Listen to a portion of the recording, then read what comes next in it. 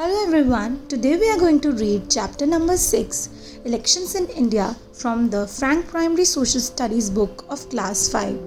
Now let's get started with the chapter reading. Are you ready? Okay. Elections in India. Before that, let's think and answer the following questions. Which form of government is present in India? Do you know, children? Is it dictatorship, oligarchy, democracy or monarchy? It's a democracy. Who is the present president of India? Answer is Ram Nath Kovind.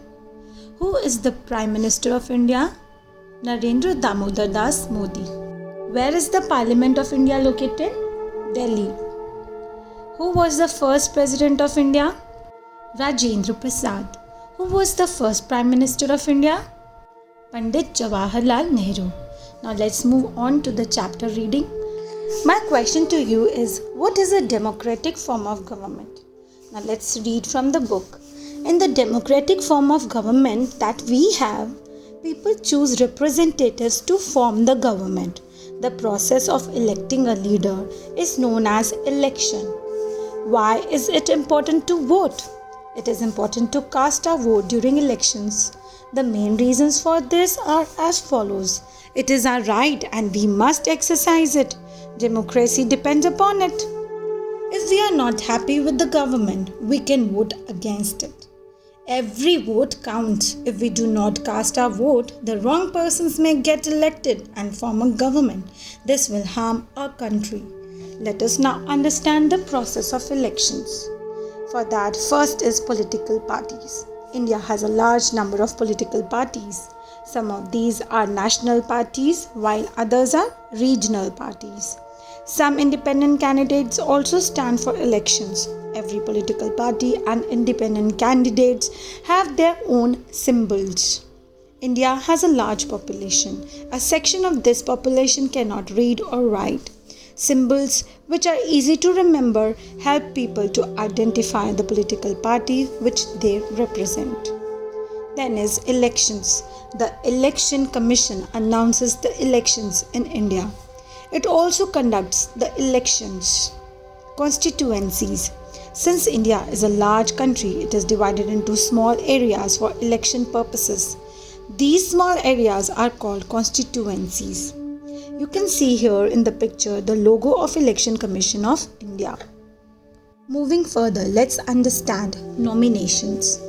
Political parties nominate or select candidates to represent them in each constituency. These names are given to the Election Commission. Next is campaigning. Campaigning is an integral part of elections. Candidates with the support of political parties ask people to vote for them. They put up posters, advertisements, give speeches and hold meetings. Campaigning has to stop 48 hours before the election so that people have time to think and vote for the right candidate. Casting the ballot. On the day of election, people go to polling booths that are put up in different places to cast their vote. Nowadays, electronic voting machines, that is EVMs, are used for casting votes. These machines have symbols next to the names of the candidates. A person can cast his or her vote only if his or her name is in the electoral rolls. An electronic voting machine, you can look at the picture to see this. Did you know a black ink which remains for a long time is used to mark the voter's fingernail before casting the vote? This ensures that the same person does not cast his or her vote multiple times. This box is important, so remember this. Moving further to page number 44, let's read some more terms, and that is secret ballot. No one gets to know whom a person has voted for because it is done through a secret ballot. This makes it possible for a person to cast the vote without fear or pressure from others. Counting of votes. After the election is over, votes are counted. The candidate who gets the maximum votes from a constituency wins. The candidate who wins represents that particular constituency till the next election. Then comes the formation of the government, which is important. The party that wins the maximum seats forms the government. The other elected members form the opposition. All the elected members to the parliament are known as members of parliament or MP. Sometimes no single party wins a majority of seats. In such a situation, a coalition government is formed. In a coalition government, two or more parties join to form the government. In India, elections are held once in every 5 years. However, if people lose confidence in the government and a no confidence motion is passed in the parliament against them, elections are held before the 5-year term. Therefore, we say that democracy is a form of government of the people, by the people, for the people. Next is responsibilities of a good citizen. We live in a society and are a part of it. Whatever happens in the society affects us. Therefore, it is important for us to make sure that we carry out our duties as responsible citizens. Some of our responsibilities are as follows. Let's read the responsibilities now. We must respect our country and take pride in being a citizen of it. We must always be loyal to our country.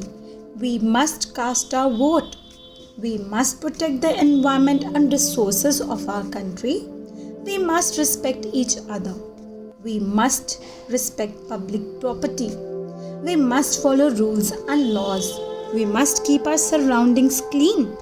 We must believe in the dignity of labor. We must be compassionate. Now let's read the vocabulary. Ballot. The process of voting secretly to choose a candidate in an election. Democracy. A system of government in which people vote in elections to choose the people who will govern them. Dictatorship. Government by someone who takes power by force and does not allow elections. Monarchy. A type of government in which a country is ruled by a king or a queen. Nomination. An official suggestion that selects a candidate to represent a political party in a constituency.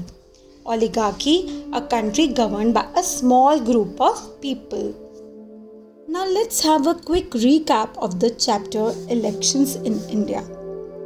For that, we must know about the following 4 things: political parties, constituencies, nominations, and campaigning. Political parties are divided into national and regional. Then comes the counting of votes and the formation of government. And thereafter we have casting ballot, secret ballot. And then we read about the responsibilities of a good citizen. This all we covered in the chapter Elections in India. Now comes the back exercise, which we are going to discuss in the next video. I hope you have understood the chapter and the process of elections and about the various types of government the different countries have. Thank you so much, children. Happy learning.